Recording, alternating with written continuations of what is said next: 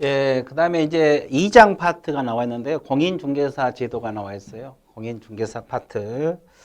자, 이 파트는 한두 문제 꼭 출제가 되고 있거든요. 이제 공인중개사 파트. 자, 1절 공인중개사 자격시험입니다. 우리가 이제 이거 취득하려고 공부하고 있잖아요. 자격 취득 관련 사항을 공부를 하게 되는데, 공인중개사 시험 원칙적 시험 시행 기관이 누구냐? 이 시험 시행 기관이 시도지사가 원칙이에요, 원칙. 이게 무슨 말이냐면 시도별로 시행한 게 원칙이에요. 근데 이제 여러분들 처음 공부하신 분들은 여기 시도지사 할 때 시는 특별시장하고 광역시장을 말합니다. 광역시장. 자, 그리고 도지사. 그러니까 별도 말이 없더라도 시도지사 할 때 시는 특별시장하고 광역시장을 말한다는 거 반드시 알아두셔야 돼요. 그리고 이제 우리가 시장, 군수, 구청장 할 때 있잖아요. 시장, 군수, 구청장 할 때 우리가 보통 시장, 군수, 구청장 할 때 이 시장은 일반 시의 시장을 말해요. 이것은 상식적으로 알고 계셔야 돼요. 왜냐하면 시험 나올 때도 그렇고 교재도 그렇고 이걸 이제 시도지사라고 압축을 해서 표현을 해요. 이것은 이제 시도지사 할 때 시는 특별시장, 광역시장을 말한다는 거. 그리고 일반시의 시장은 시장, 군수, 구청 할 때, 구청장 할 때 시장이 일반시의 시장을 말합니다. 자, 그것을 항상 염두를 해 두시고 공부를 합니다. 그러면 공인중개사 원칙적 시험 시행기관이 시도지사입니다. 이 말은 서울시 따로, 경기도 따로, 부산광역시 따로, 전라남도 따로, 전라북도 따로 이렇게 시험을 시행한 게 원칙이에요. 공인중개사 시험을.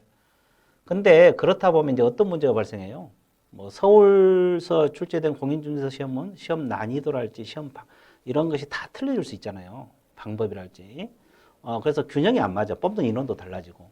그렇기 때문에 이 전국적인 균형 유지를 위해서 국장이 직접 시험을 시행하거나 시험 문제를 출제할 수 있어요.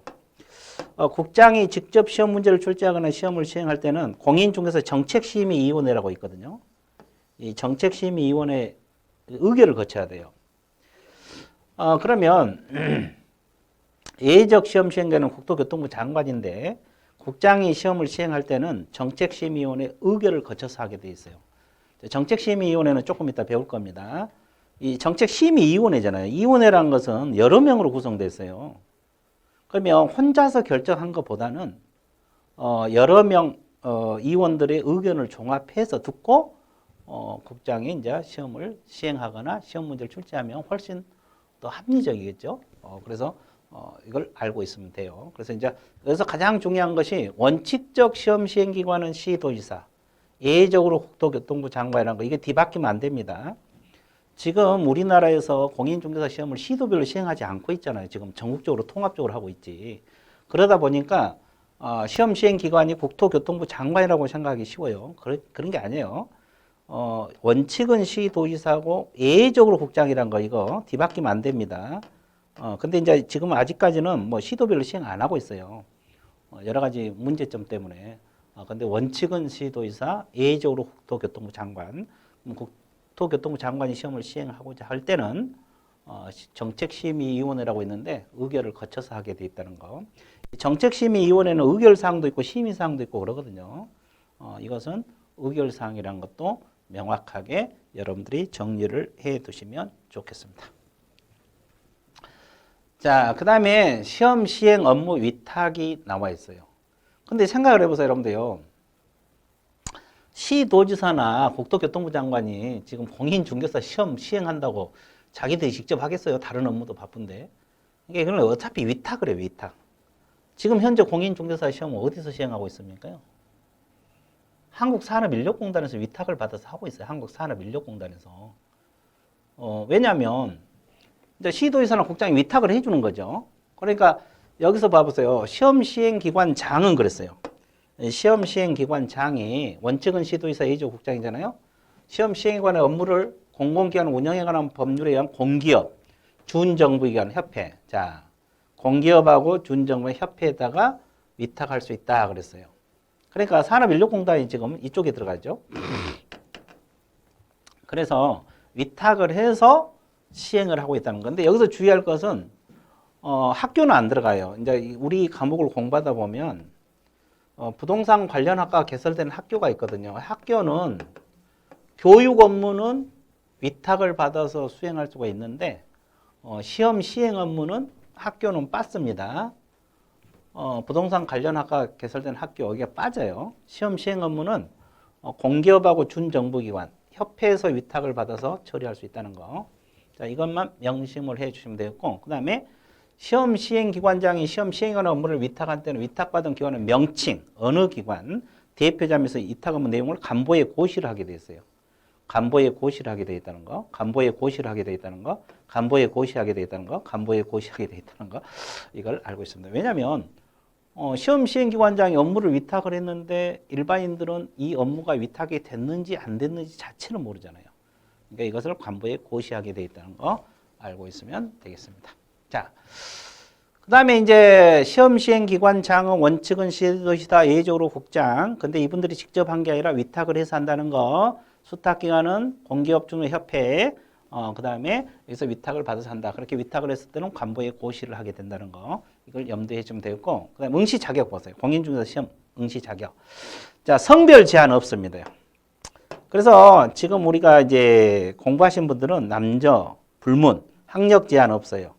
뭐 중졸이든 고졸이든 대졸이든 뭐 대학원졸이든 관계 없습니다. 국적.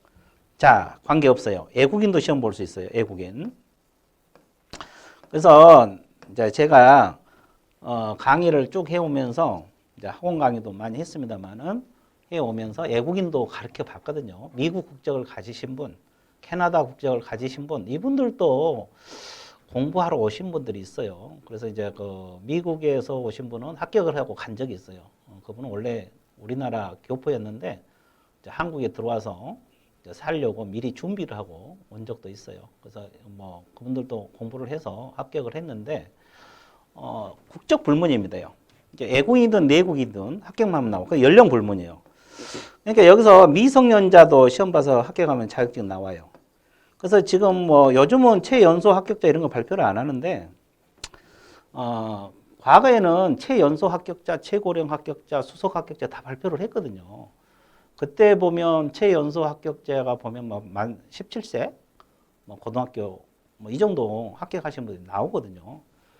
지금도 야간반에 그 상고 다니신 분, 상고 다니는 학생이 뭐 야간에 와서 공부한 사람도 있어요. 그래서 이제 공부를 한 걸 또 가르쳤는데 외국인, 미성년자 다 가능합니다. 이제 합격만 하면 자격증 나온다는 거. 그래서 연령 제한을 두고 있지 않다는 거. 이런 것도 공부를 해두시면 되겠고요. 그 다음에 이제 이게 중요합니다. 이거 결격 사유. 이것은 등록후 결격 사유를 말하거든요. 이 등록후 결격 사유를 말하는데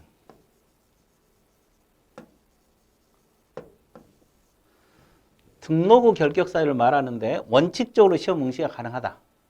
그래서 이제 이 미성년도 결격 사유, 피한정 후견인, 파산자 다 결격 사유거든요. 이제 결격 사유는 다음 주 정도 배울 겁니다. 그러면 이 등록 결격 사유를 배울 건데 미성년자도 결격 사유. 이 결격 사유가 있으면 중개업을 못 해요.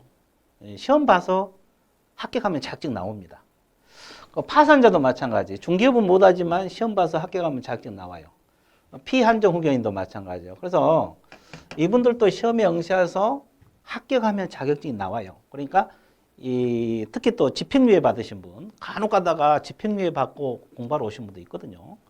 뭐 잘못해가지고 집행유예를 받았는데 뭐 시험 공부해서 되느냐? 합격하면 자격증 나와요.